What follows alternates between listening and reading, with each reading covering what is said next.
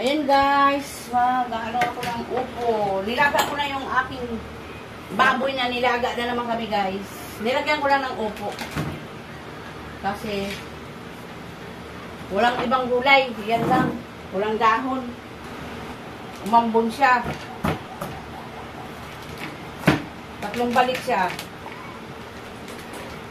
Hindi pa rin kumpleto guys. Kasi dami pa rin kulang. Walang mga uling. Saka walang mga, ano ba yung sabi ng asawa ko kanina? Kulang niya.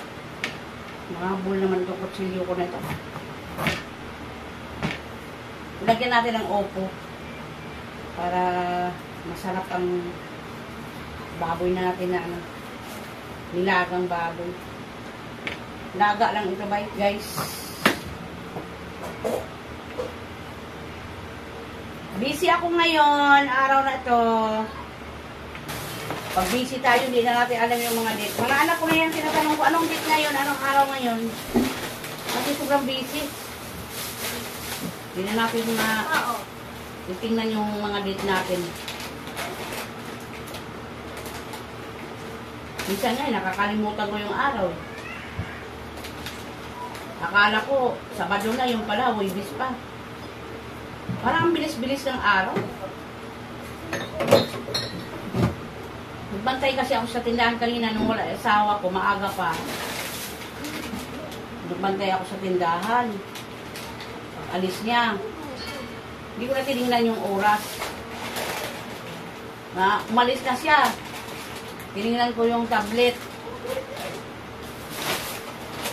Mga 7:30.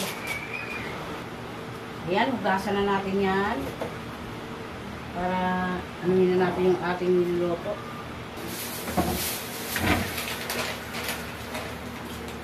Tuwing bili yung asawa ko may plato. May free na plato.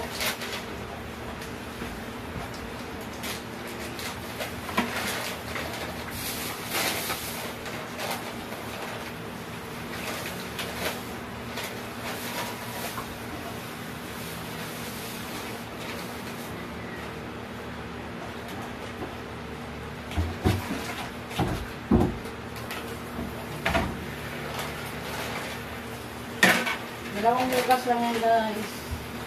Ang aking gulay. Di tayo mawala ng pinto kasi sobrang init dito kahit umulan. Ang aking niluto. May tanglad siya oh. Nilagang baboy. Na may opo.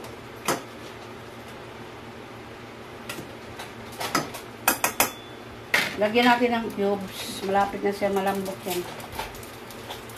Meron na yung paminta, luya, sibuyas, saka tanglad. Yan ang aking, nilagay dyan sa aking nilaga.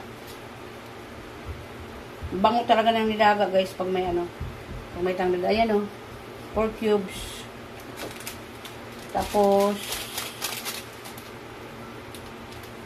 magic na pinasarap. Yan, hindi natin ubusin yan guys. Tapos konting asin. Malapit na siya malambot. Lumambot pala. Yan, konting asin lang.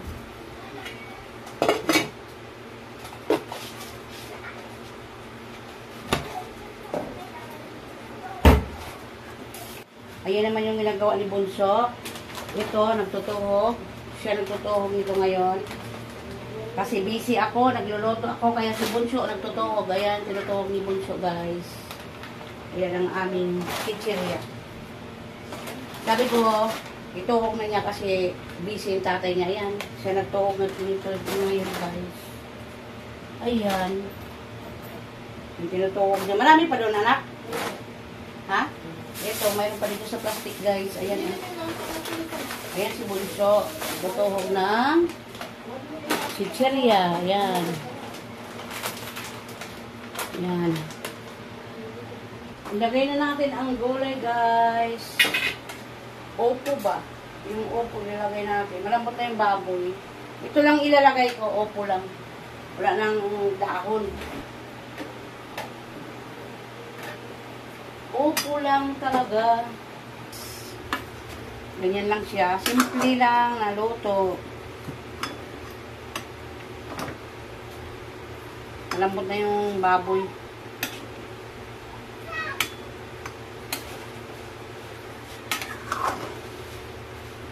Ayan guys, malapit na yung maluto ang aking nilagang baboy na may upo.